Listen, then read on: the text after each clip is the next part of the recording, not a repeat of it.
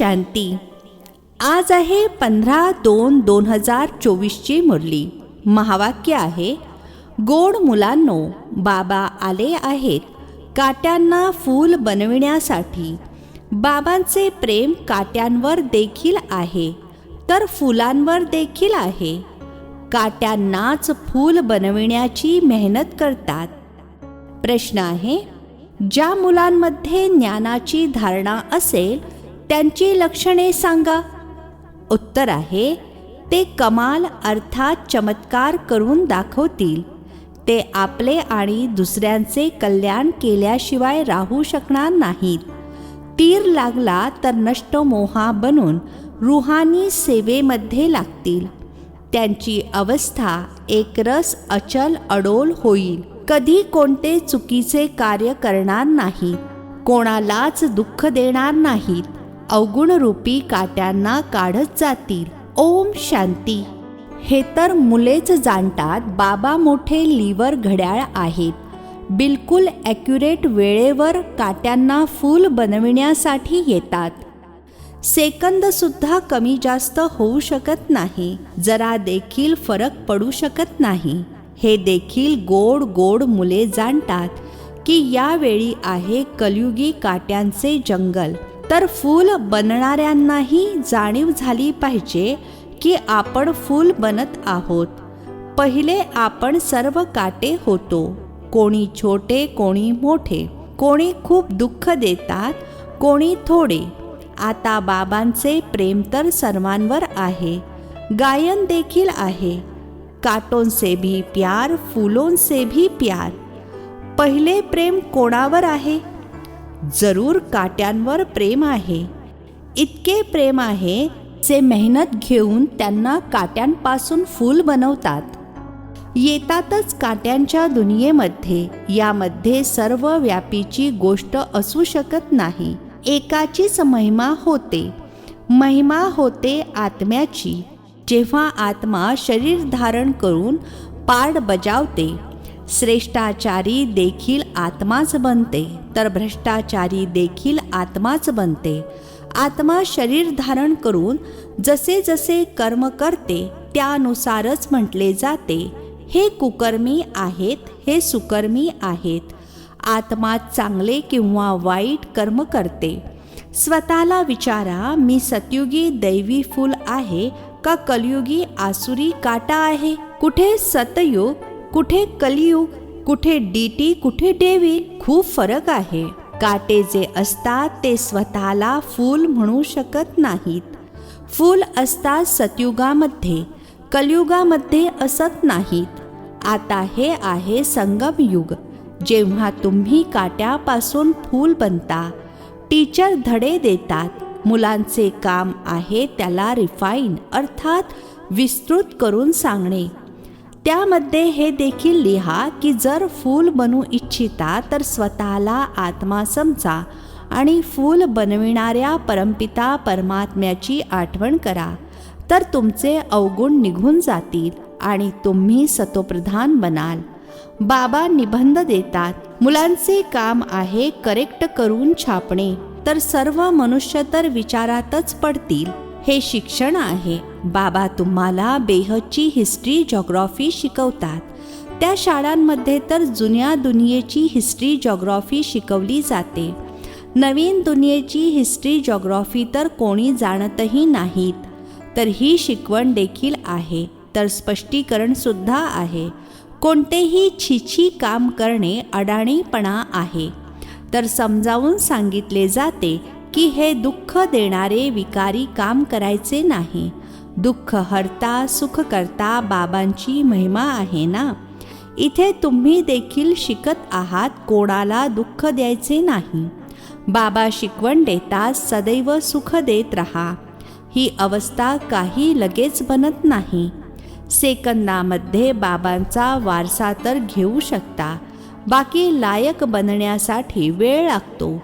समजतात बेहदच्या बाबांचा वारसा आहे स्वर्गाची बादशाही. तुम्ही समजावून देखील सांगत असाल की पारलौकिक पित्याकडून भारताला विश्वाची बादशाही मिळाली होती. तुम्ही सर्व विश्वाचे मालक होता, ही तर तुम्हा मुलांना आतून खुशी झाली पाहिजे. कालचीच गोष्ट आहे, जेव्हा तुम्ही स्वर्गाचे मालक होता.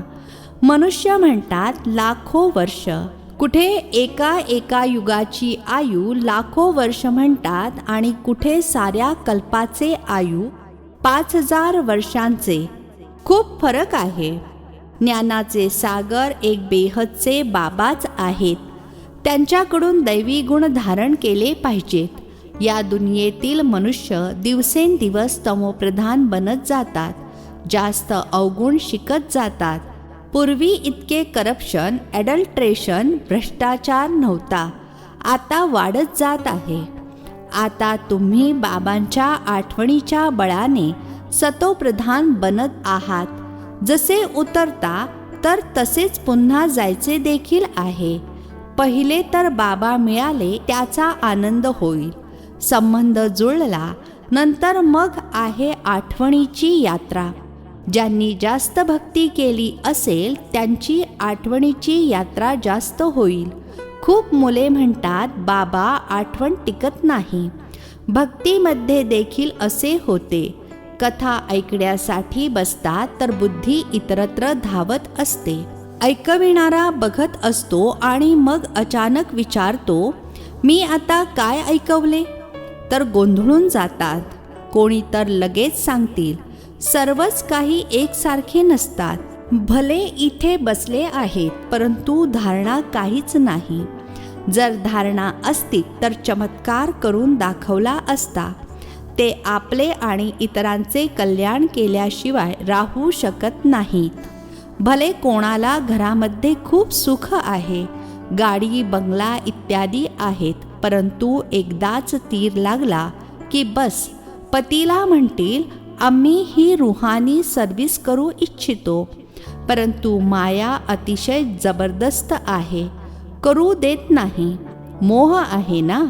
इतके बंगले, इतके सुख कसे सोडायचे?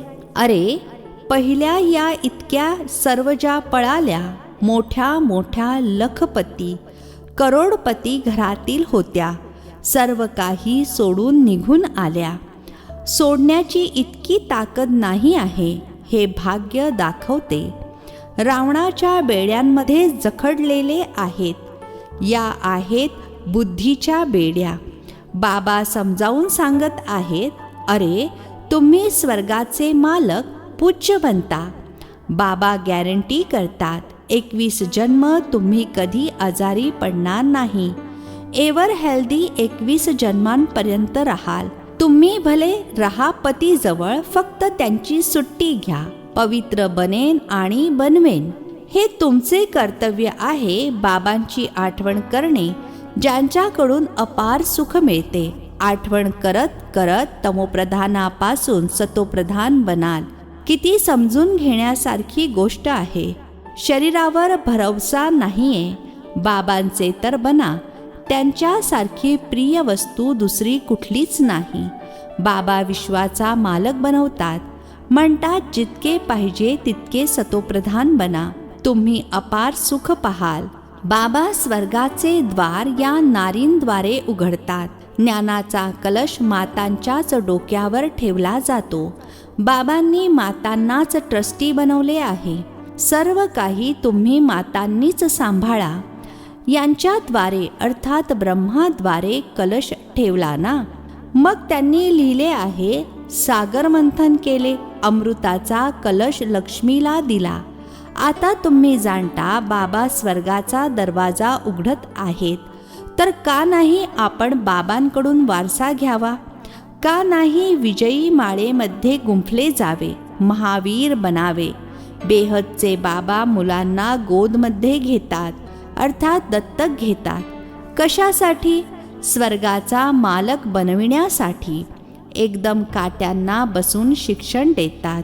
तर काट्यांवर देखील प्रेम आहे ना, तेव्हाच तर त्यांना फूल बनवतात. बाबांना बोलावतातच पतित दुनियेमध्ये आणि पतित शरीरामध्ये. निर्वाणधाम सोडून इथे या. बाबा म्हणतात ड्रामा अनुसार मला काट्यांच्या दुनियेमध्येच यावे लागते. तर जरूर प्रेम आहे ना. प्रेमाशिवाय फूल कसे बनवतील? आता तुम्ही कलियुगी काट्यापासून सतयुगी देवता सतोप्रधान विश्वाचे मालक बना. किती प्रेमाने समजावून सांगितले जाते. कुमारी फूल आहे तेव्हाच तर सर्व त्यांच्या पाया पडतात. ती जेव्हा काटा अर्थात पतित बनते तेव्हा तिला सर्वांसमोर डोके टेकवावे लागते. तर काय केले पाहिजे? फुलाचे फूलच राहिले पाहिजे तर एव्हर फूल अर्थात सदैव पावन बनाल. कुमारी तर निर्विकारी आहे ना. भले जन्म विकारातून घेतला आहे, ज्याप्रमाणे संन्यासी जन्म तर विकारातून घेतात ना. लग्न करून मग घरदाराला सोडचिठ्ठी देतात आणि मग त्यांना महान आत्मा म्हणतात. कुठे ते सतयुगातील महान आत्मे विश्वाचे मालक, कुठे हे कलियुगामधील? म्हणून तर बाबांनी सांगितले, प्रश्न लिहा की कलियुगी काटे आहात की सतयुगी फूल आहात? भ्रष्टाचारी आहात की श्रेष्ठाचारी? ही आहे भ्रष्टाचारी दुनिया, जेव्हा की रावणाचे राज्य आहे. म्हणतात आसुरी राज्य, राक्षसी राज्य आहे, परंतु स्वतःला कोणी असे समजतात थोडेच. आता तुम्ही मुले युक्तीने प्रश्न विचारता तेव्हा ते आपणच समजतात. खरोखर आम्ही तर कामी, क्रोधी, लोभी आहोत. प्रदर्शनीमध्ये देखील असे लिहाल तर त्यांना फिलिंग येईल, अर्थात जाणीव होईल की मी तर कलियुगी काटा आहे. आता तुम्ही फूल बनत आहात. बाबा तर एव्हर फूल आहेत, ते कधी काटा बनत नाहीत. बाकी सर्व काटे बनतात, ते फूल म्हणतात. तुम्हाला देखील काट्यापासून फूल बनवतो. तुम्ही माझी आठवण करा. माया किती प्रबळ आहे. तर काय तुम्हाला मायेचे बनायचे आहे काय? बाबा तुम्हाला आपल्याकडे खेचतात, माया तिच्याकडे खेचते. ही अर्थात हे शरीर आहे पुराणी जुत्ती. आत्म्याला सर्वात पहिली नवीन जुत्ती अर्थात नवीन शरीर मिळते, मग जुने होते.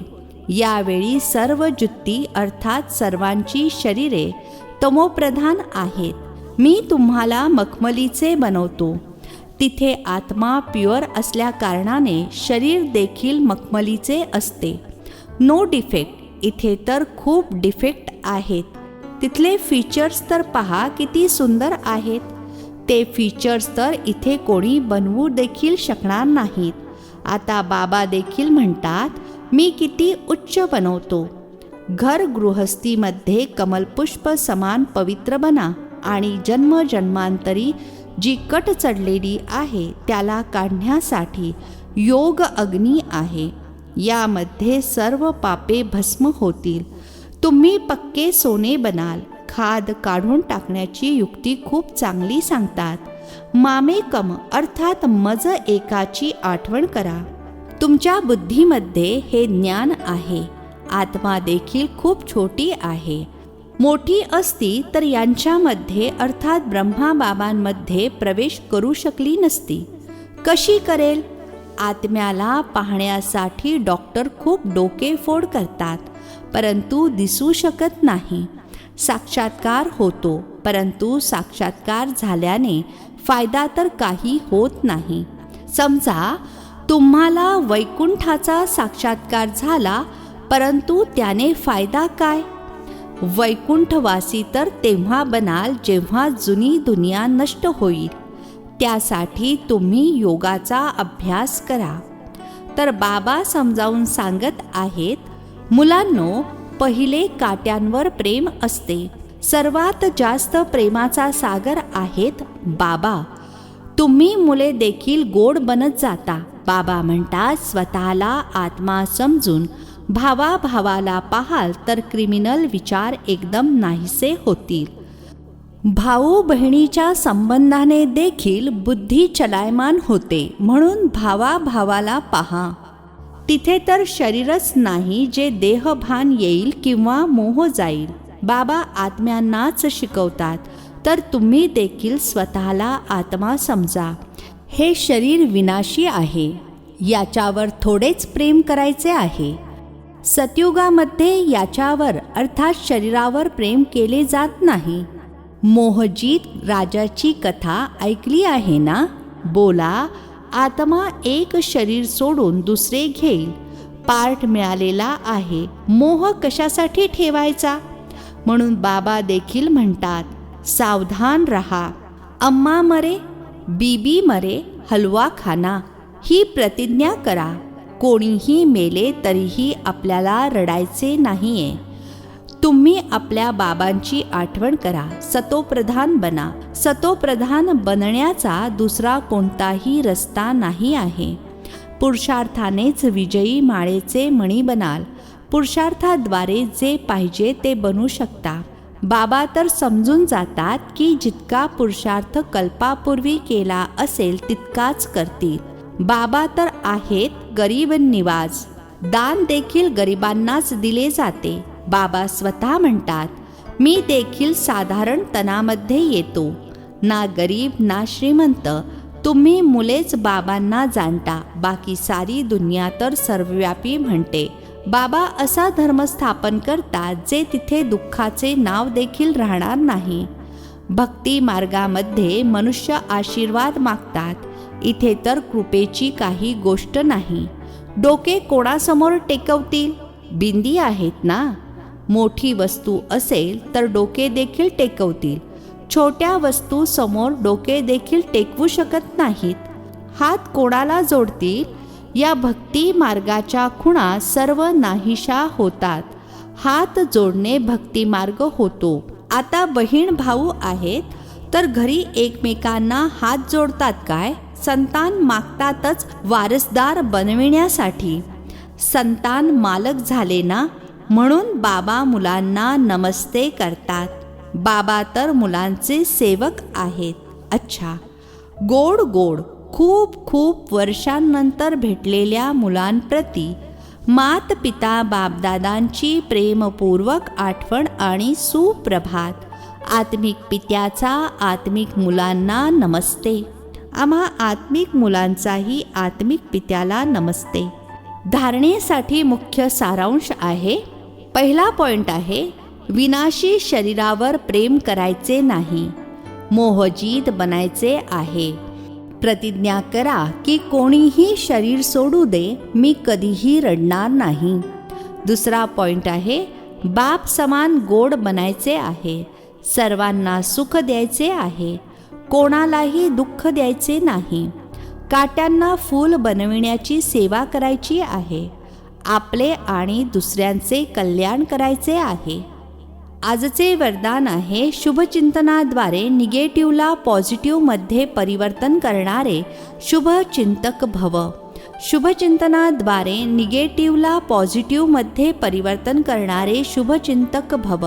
स्पष्टीकरण आहे, सदैव समर्थ राहण्यासाठी केवळ 2 शब्द लक्षात ठेवा, शुभचिंतन आणि शुभचिंतक. शुभचिंतनाद्वारे निगेटिव्हला पॉझिटिव्हमध्ये परिवर्तन करू शकता. शुभचिंतन आणि शुभचिंतक या दोघांचा आपसामध्ये संबंध आहे. जर शुभचिंतन नसेल तर शुभचिंतक देखील बनू शकणार नाही. वर्तमान समयी या दोन्ही गोष्टींचे अटेन्शन ठेवा, कारण बऱ्याचशा समस्या अशा आहेत.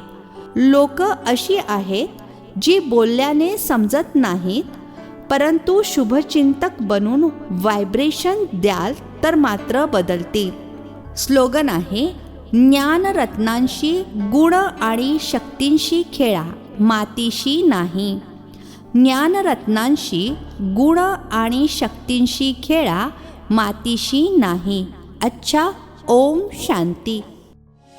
नवनवीन मराठी व्हिडिओज प्राप्त करण्यासाठी सबस्क्राईब करा मराठी गॉड रिपोर्ट चॅनलला.